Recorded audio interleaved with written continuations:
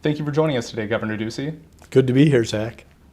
Before we get into some of the more technical questions surrounding your tenure as governor, I wanted to ask how it feels now that your time in office is coming to an end.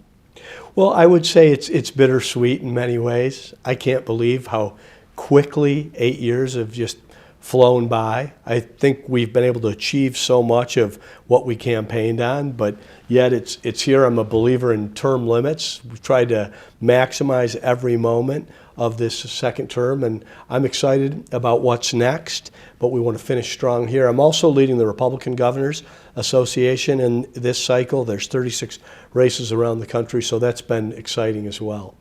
Awesome. If you were to have another 6 months in office, how would you spend this time? Is there anything you weren't able to complete that you wish you had more time for? Well, I think if we had an additional 6 months in office, maybe we could make certain we have the best possible head football coach at Arizona State University. That's something that I haven't stepped out of my lane to get involved in. And I think with the way the economy's going, there's going to be additional opportunities to lower taxes, although the 2.5% lowest flat tax in the nation is something I'm proud of, and I think there's an opportunity to expand the amount of dollars going into educational savings accounts. Okay, shifting gears into more of the technical questions. When you assumed the governor's office in January 2015, you entered office in the wake of a recovery from the Great Recession and a budget deficit. Since then, Arizona's achieved a budget surplus, and you spearheaded the creation of a $1 billion rainy day fund. Was this a matter of chance or wise financial planning? Well, I think it was a matter of both. I think you do have to have a growing economy. The media used to ask me a lot, when are you going to get the flat tax as close to zero as possible? I think people remember we were at 4.5%. After Prop 204, it went to 8%. Today we're at 2.5%. So getting that done, we did need a growing economy, and I really leaned on my background in the private sector. I had been through a couple recessions during my career, and I'd been in leadership positions for 2 of those.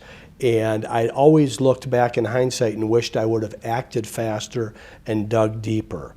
So I wasn't at age 50 at the time going to take that experience and wisdom and waste it on the largest responsibility I'd ever been had authority for. So the idea was that we were going to balance that budget. There was a $1 billion deficit. We were going to make the tough decisions in that first year, and I worked with every member of the legislature. None of them wanted to do it. I said, this is simple, just blame me.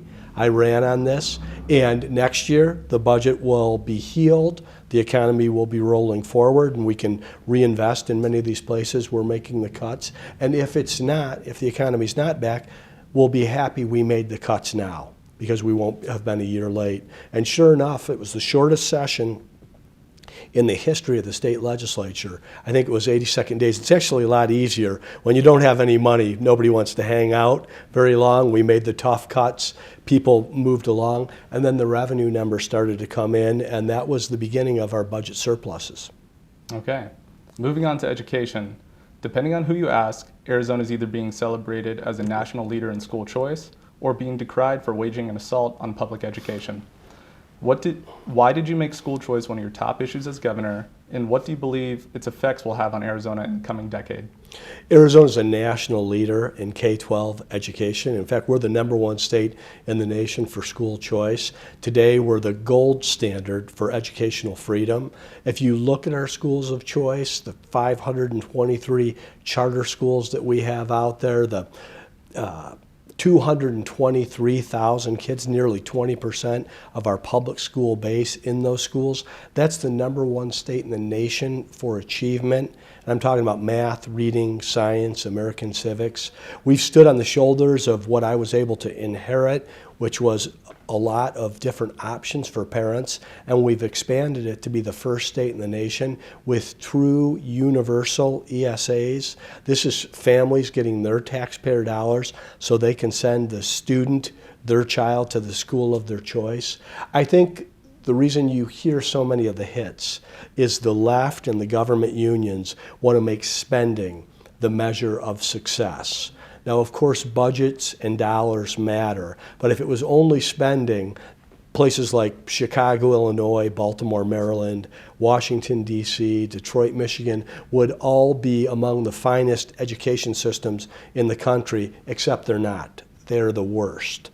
So I've tried to peg our metrics to a return on investment, and it's on that math, reading, science, civics, character formation. That's what parents want. And if you look at our most rigorous public schools, they have tens of thousands of kids on a wait list. So parents want a better education for their kids. They're great consumers, and Arizona provides more options than any other state in the nation. Okay.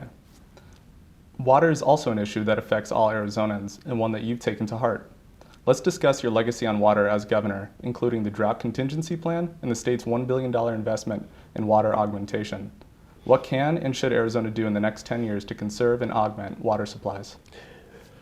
There's three components when you think about water. It's augmentation, conservation, and also innovation. With the drought contingency plan, Arizona moved policy forward on water for the first time since the 1980 Groundwater Management Act. Then we basically stood up a water authority under the WIFA brand. It's got $1 billion invested in it so it can make investments in water going forward. Arizona is the best state in the nation for water, and nobody's even a close second. I mean, here we are in the 5th largest metropolitan area in the country, the fastest growing county in the nation, and we're in the middle of a desert. And everybody that's moving here is planting a front lawn and digging a pool. And they can do that because of the investments that we've made in water and the conservation that predates the administration. I am fortunate to stand on the shoulders of some real champions, from John Kyle to Bruce Babbitt to Senator Carl Hayden. And there's been generational projects like the Hoover Dam, the Roosevelt Dam, the Central Arizona Project. I believe what we're going to do with the desalination project in the Sea of Cortez in partnership with Israel is going to be the most consequential generational project since the Central Arizona Project, and it will ensure Arizona's water future for the next 200 years. Okay, moving on to our last technical question. As a border state, one of Arizona's most challenging issues is that of securing the southern border. It's also an issue that you focused on as governor. Talk a little bit about what you've done for border security and what remains to be done. The first thing we did was stand up the Arizona Border Strike Force. The Department of Public Safety here, along with our federal partners and National Guard, has been a force multiplier to make sure Arizona is safer. In previous administrations, I had the partnership of the federal government. Barack Obama deployed the National Guard to our southern border. Donald Trump deployed the National Guard, and Jerry Brown in California deployed his National Guard. So there was a focus on the entire southern border. Today, Joe Biden is absent, derelict in his duty on everything to do with the border. Self-appointed border czar, Kamala Harris. This is just another laughing matter, and Alejandro Mayorkas has got a vote of no confidence from the men and women who work for them. So Greg Abbott and I have worked together to stand up the American Governor's Border Strike Force. 25 other states have given us National Guard, law enforcement, ACTIC centers, fusion and sharing of intelligence. This is to stop or interdict the fentanyl and poison that's coming across the border. But if our entire southern border isn't secure, neither is our nation. These cartels are not dummies. They're the worst people in the world, and they take advantage of these gaps that they find in places like New Mexico and California. So we're going to continue to press until the day I'm no longer governor at 12:01 p.m. on January 2nd, but more needs to be done. We've built the physical barrier. You could say completed the wall with these shipping containers. What that really does is blocks the cartels from taking advantage of the human trafficking and the vulnerable people in South America and other parts of the third world, so that they can really get to what they want to do, which is sell the very profitable yet poisonous fentanyl and methamphetamine. We've done everything possible underneath the law, but without a White House and a federal government committed to this, these tragedies are going to continue to happen across our country. Arizona isn't one one of 4 border states anymore. All of our states are border states. In a similar vein, how's your administration's relationship with the state of Sonora and the Mexican government impacted your border security agenda? So our relationship with Mexico was at rock bottom when I was elected. My first international trip upon being elected was to Mexico City. My first international trip upon being reelected was to Mexico City. And I did that because I come from the business community. You have to know who your customer is. Mexico's Arizona's #1 trading partner times 4. It's not even close. I was blessed to have Governor Claudia Pavlovich, the first female governor of the state of Sonora, who served alongside me for 6 years. We were able to focus on all things positive around trade and economic development. I will say Governor Pavlovich, along with President Obama and Secretary of Homeland Security Jay Johnson, along with Donald Trump and Secretary of Homeland Security John Kelly and Kirstjen Nielsen, were working in concert to have a more secure border, to stop these flow of migrations. The Trump-Pence administration made sure they had the attention of Mexico. And Mexico needs the American economy to thrive, and we want them to thrive. So Sonora's been a critical part of that. In many ways, we were the ambassador state to pass the USMCA, the new trade agreement to replace NAFTA, which was lacking in some ways and was really a pre-internet trade agreement. So I think it's been a good relationship. Tensions are high because of what's happening at the border. I believe Mexico can play a larger role in solving that problem, but if Joe Biden and the federal administration won't ask them to do it, they'll see the response that we have right now as what's appropriate, because it's really a lack of leadership on both sides of the border. Okay, moving on to some more personal questions. As you know, the students who started the Western Tribune are ASU students just as you once were. Are there any faculty, professors, or students that you look to as mentors that help you down this path to becoming a 2-term governor in Arizona? The teachers that really affected my life, and I've talked about them in one of my State of the States, and I had to leave some out, but I was really blessed, whether it was in grade school, high school, or at Arizona State University. I think in many ways that was a real differentiator in my life and my future. My mom moved out west, and I left Toledo in 1982.